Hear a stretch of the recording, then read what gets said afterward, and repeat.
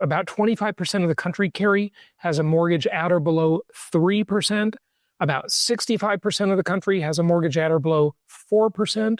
And that is making for very, very unmotivated property owners. You're listening to Kerry Lutz's Financial Survival Network, where you get valuable information you just can't find anywhere else. To thrive in today's trying times, you need the Financial Survival Network, now more than ever. Go to financialsurvivalnetwork.com and get your free newsletter and gift. Financial Survival Network, now more than ever. And welcome. You are listening to and watching the Financial Survival Network. I'm your host, Kerry Lutz. We are doing a new studio setup here, and let me know how you like it. Jason Hartman is on with me now. Jason, we wanted to get an update, what's happening with real estate. I don't think the stock market is going to collapse for a while, like everyone's predicting, because money is rushing in there. And as long as the stock market doesn't collapse, do you think that real estate's going to collapse? Definitely not. 3 years ago when the cost of money tripled, Kerry, and we saw the fastest mortgage rate increases in all history, it really proved to the country and the world how resilient real estate is as an asset class. I mean, think of it. You take a credit-based asset like real estate, where most people are financing it, and you triple the cost of that money from those low COVID era rates to the highs that we saw, and the market still doesn't crash. It actually appreciates. I mean, who would have thought? And I'll tell you where all of the doomers and all of the crash bros, as I call them, got it wrong, is they looked at housing affordability from the perspective of new people entering the market. And they said, hey, housing has become extremely unaffordable. That means prices are going to drop and there's going to be a crash. Well, they were right that housing was very unaffordable and still is very unaffordable. However, what they were wrong about and what they didn't consider is all of the housing stock that was controlled by well over 100 million people who had incredibly low interest rates and realized that their mortgage is not a liability, it's actually an asset. An asset. Yeah, like you say, and I say. And that mortgage asset, they didn't want to give it up, and they still don't want to give it up. And I predicted this very early on in the COVID era. People can go back and watch my old videos on YouTube, listen to my old podcast episodes. They can hear me saying this. I did not, unfortunately, give it a name. The media later gave it a name, and they called it the mortgage lock-in effect. And that's what happened. We're still experiencing it. And it is over time lessening slightly, but not by much. About 25% of the country, Kerry, has a mortgage at or below 3%. About 65% of the country has a mortgage at or below 4%. And that is making for very, very unmotivated property owners that want to keep their properties. Yeah, well, because unless you're going to buy your new home for cash, then if you're going to get a mortgage, if you want to downsize, you'll get half the house and it'll cost you more per month. Yeah. So where's the incentive to sell? Yeah. You're absolutely right. There's not much incentive to sell. Those people want to keep their properties. They don't want to give them up. And, as I always say, the one ingredient, the one absolutely required ingredient for a housing crash is this. It's tens of millions of homeowners who are in distress that become millions of home sellers dumping their properties on the market. And for the last 3 years, and still now, we have the exact opposite of that. We have tens of millions of homeowners who are extremely comfortable and have very low payments and very affordable houses, they are experiencing a very different economy than a new buyer entering the market. It's just a completely bifurcated thing. And that's why they won't give up their houses, because the deals are too good. They got to keep them. Yeah, exactly. Exactly. Even though they might want to downsize, I've thought about it myself, but economically it makes no sense. And your pay down of your equity happens, your pay down of your loan balance, your amortization happens so much quicker with a lower interest rate, right? Yeah, and with more time going by and with inflation-induced debt destruction, my trademark strategy. So yeah, absolutely. Yeah, so if anything, it's gotten even more advantageous. But what about for the people who, have to take that 6% mortgage? Well, 6% ain't bad historically, that's for sure. I mean, we got up to close to 9% at the worst points of this, and the market still continued to appreciate. So it was the complete opposite of what all of the doom and gloomers predicted and what they said. But we have a very significant housing shortage in the country. And if you want to put my screen up, Kerry, I've got some charts and things and maps to share with people that might be of interest. So, there's quite a lot of argument over how bad the housing shortage is. There are different opinions, different experts, and they range anywhere from a predicted housing shortage of 1 million homes to over 7 million homes. So experts differ in their opinions of how bad the housing shortage is, but no legitimate expert says there is not a shortage. Okay, there are lots of, hacks on YouTube publishing videos to get clickbait that say there's no housing shortage, but they're just wrong. That's just simply not true. Everybody that enters the market and looks around for a property to buy can feel it. They know that. And there are less than 800,000 homes for sale in the country right now. And, compared to what, as I always say? Well, there's about 140 million homes in the country. And only slightly over 0.5% of the entire housing stock in the country is for sale. And that is an extremely low number. The normal market is about 1% of the housing stock being for sale at any given time. So inventory is very, very low. And, I believe the experts that say it'll be about 7 more years, maybe 6 if we're lucky, until the market reaches an equilibrium where we build enough houses and the population growth has been slowing to where we reach a normal equilibrium type market. So look for that around 2032, maybe 2033. So here's a question for you. Trump, mass deportations. Close to 1 million have been deported already. 2 million have self-deported. If he gets rid of 15 or 20 million people, which is a stretch, but let's just say it can be done, is that going to have a deleterious effect on the housing market? Well, first of all, I've got to say, there's a difference between my own selfish interest and what is good for the country. And I hope he succeeds, because we have got to clean up the country. America is for Americans, legal people that have entered the country legally and gone through the process. California. Yeah, and done it right, and they should be getting the benefits. We as taxpayers should not be paying for, fraudulent Somali daycare centers or housing vouchers for illegals.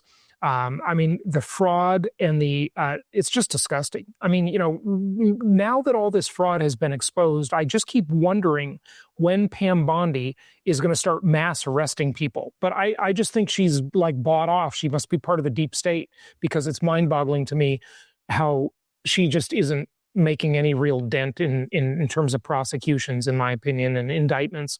But that's maybe another topic, obviously. So to answer your question, most of those illegals are not renting, primary housing. They're renting very low-end housing. So that impact would mostly be felt by C-class apartment owners and the low end of the market. Now, in the case of Minnesota, a lot of those fraudster Somalis probably have really nice homes. So it's hard to tell. But overall, it's going to be better for the country, and I'm all for it. Yeah. Well, but if it's a substantial number, then it's going to have an impact, probably on the lower end, like you say. But then again, Trump always says we want legal immigration. So maybe at some point, we've actually seen net outward migration from the United States for the first time in decades. Yeah. And maybe at some point, 2-3 years down the road, that trend will reverse because more legal immigrants will be coming into the country. Yeah. Hey, Ed, listen, I'm gonna share an idea with you and your audience. And if I could get to Trump, I would love to tell him this idea. I did get to shake his hand once very quickly at Mar-a-Lago. You were there. And but here, you're all familiar probably with his gold card program, where he's basically selling and migration through investment is a common thing. It's done all around the world. Many countries do it, where you agree to invest a certain amount of money in investments within the country, whether they be startup businesses or some kind of sovereign fund or whatever, or buy some real estate there, and you can get a path to citizenship. And so Trump has been selling, and I think he's selling, I don't know how many, but it started, I believe, 5 million each. 5 million each. Yeah, what he calls the gold card for $5 million. Okay, but here's what he should do, in my opinion, is he should just print the money or go into bigger deficits. I don't care what it takes, and pay these people to leave. Start by offering $20,000. And then go to $50,000. And some people will take the bait and they'll just go back to their own country, okay? Give them money, just pays them to leave. It's cheaper than ICE and everything else, right? But wait, then create a marketplace for U.S. citizenship and resell those same slots to people for like 10 times the price. So if you pay someone $50,000 to go back to Somalia, which seems like a lot, right? And you sell that. Sounds like a bargain to me, Jason. Sounds like a bargain to me. I agree. But, a lot of people would say it's too much. Okay. But then you sell that slot to a Norwegian or a Swede whose countries are being ruined by immigration, right? You sell that spot to them for $500,000, for 10 times the amount. The government would make money on that, and it would just massively improve the country to have high quality, educated people with capital, with ambition, with businesses, bring all of that economic stimulus to the United States. It would be a fantastic deal. $5 million is great. A lot of very wealthy people will take that offer, and many have, from what I understand. But if it was $500,000 or you'd get a lot more. I'm ready. I'm going. I'm taking it. If he offers it to me, I'll go too. Well, no, you don't need to take it. You're already a citizen. Yeah. Yeah, but I want the money. I'll leave if he offers me enough, Jason. I will definitely take the money and leave. Sure. Hey, you can now lay on a beach in Thailand and enjoy life. Yeah. Yeah, absolutely. I won't even think twice about it. I love the United States. I mean, I've been here my whole life, but there are other places in the world where we could go. But, the idea right now, they're paying them $2,500 to leave, and they seem to have a lot of takers. Yeah. So maybe have an auction. Yeah.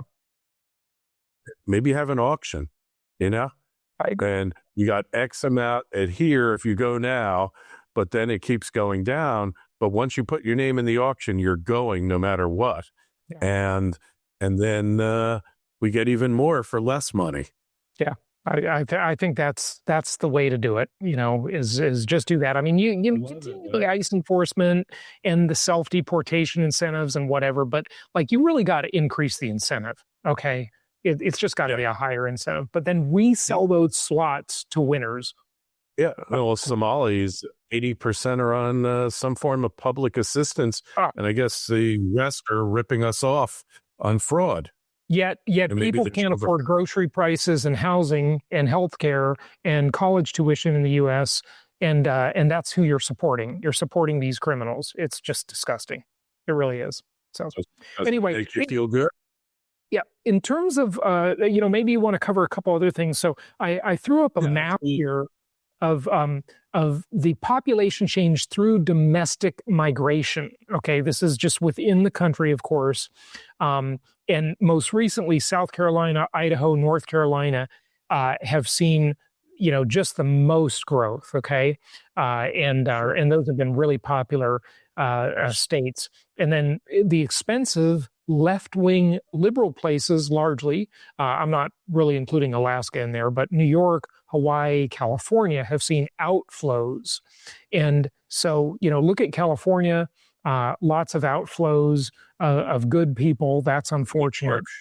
Of course, this isn't as recent as the COVID era. If this were a couple years older, you'd see Florida being the star state and maybe Texas being number 2.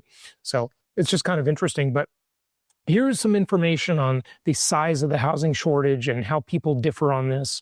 But we see that vacancy rates of for sale properties and for rent properties are historically low. There are not many vacant houses. And then here, this is the rental shortfall. So the housing shortage consists of 2 components: rentals and for sale properties that people can buy. Okay, there's 2 components to it. And probably not a huge surprise here in terms of many of these areas where you see the shortages being the most acute in the darker red versus the green where there's really no shortage. Okay. And it's interesting that you would have seen in California there being huge shortages before in these high-priced areas, but that's just not the case anymore. The equation is really starting to flip. And you see the desirable right-leaning markets mostly with bigger shortages. So that's interesting. Now, when you look at for sale units, okay, that's a little different. It paints a different picture, but here's how the shortfall looks there in terms of what's actually available for people to buy. Pretty shocking. Yeah. Pretty shocking. I mean, that's like got to be the biggest shortage since after World War II in the 50s and 60s, Jason. I would agree. Yeah. And that led to a baby boom and a booming economy for many, many years. So it's quite interesting. Everything that we deal with has 2 major value drivers, in my opinion: scarcity and utility. How scarce is it?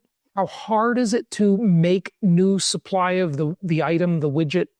And how useful is it?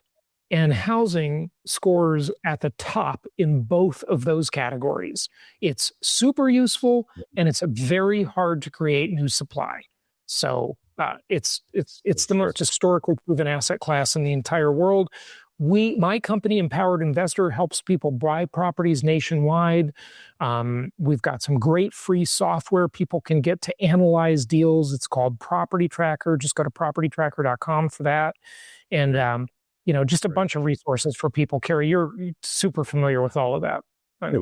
Oh, yeah, very. And it really gives you a whole different perspective.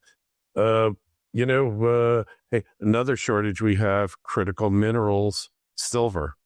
And that market's been bouncing all over the planet here.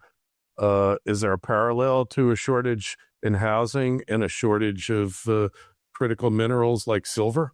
And, I can't say that there is, but boy, I have been watching the silver market. I mean, I cannot believe the meteoric rise, and then it gave back a lot of that. I don't know what it's done the last week or so, but, I couldn't believe the correction.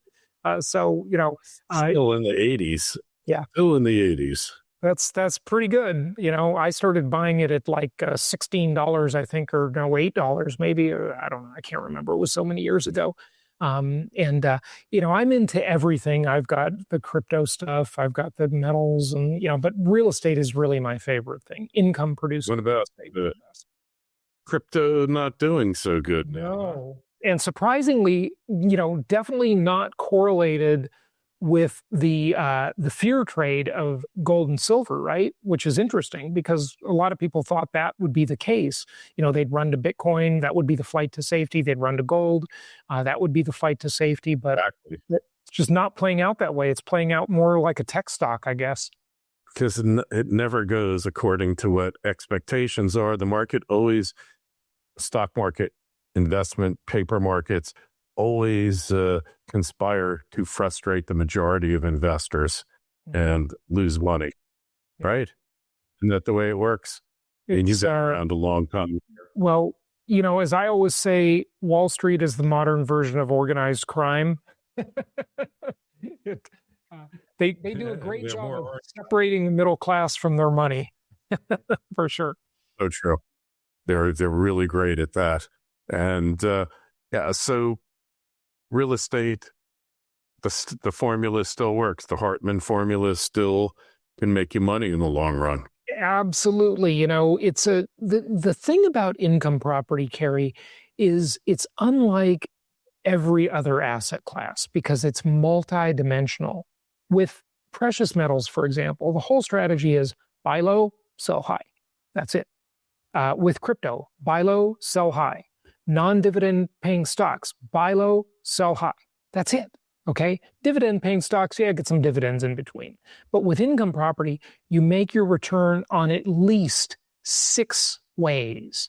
I mean, think about it. You've got income, you've got depreciation tax benefits, you've got appreciation, you've got leverage, you've got mortgage pay down by the tenant, and then you've got my trademark strategy, inflation-induced debt destruction. All of those things are creating wealth for people with income property. You can have a flat market, you can have a declining market in price and still make money because of the multidimensional nature. You're not just dependent on 1 or 2 sources to get return on investment. You've got 6 sources at least. Some would argue there's more than 6, but 6 primary sources.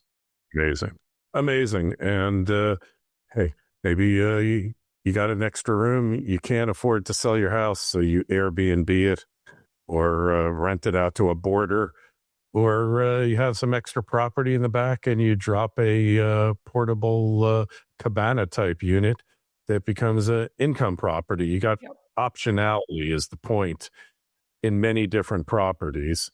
And, depending on where you are, class of property and all that. Jason, where do we find you these days? Where's the best link? My main website, jasonhartman.com, just my name, jasonhartman.com. You can find my podcast on any podcast platform. Just type Jason Hartman. My YouTube channel, type Jason Hartman, Empowered Investor. You'll find me. And we're here to help people build wealth through income property. We've done it for many, many thousands of people for the last 22 years. And we can help you do it too. I've met a lot of those people and mainly only good things to say. Everybody's going to have some loser investments in the portfolio, but if you stick with it, stick with the formula, it's proven. I know it works. It's worked for me in the past. Some of my biggest scores have been in real estate and scores that I never even intended to make. But like you said, inflation-induced debt destruction, rising markets, demographic shifts, all of those things, real estate can really help you take advantage of. Hey, if you got a question, comment for Jason, shoot me an email, kl@kerrylutz.com. We answer all questions. Post a comment on the YouTube channel. And Jason, thanks for coming on. We'll talk to you real soon. All right. My pleasure. Happy investing to you and your audience. Thanks for listening to Kerry Lutz's Financial Survival Network, your solution to today's trying times. For the latest, go to financialsurvivalnetwork.com. Financial Survival Network, now more than ever.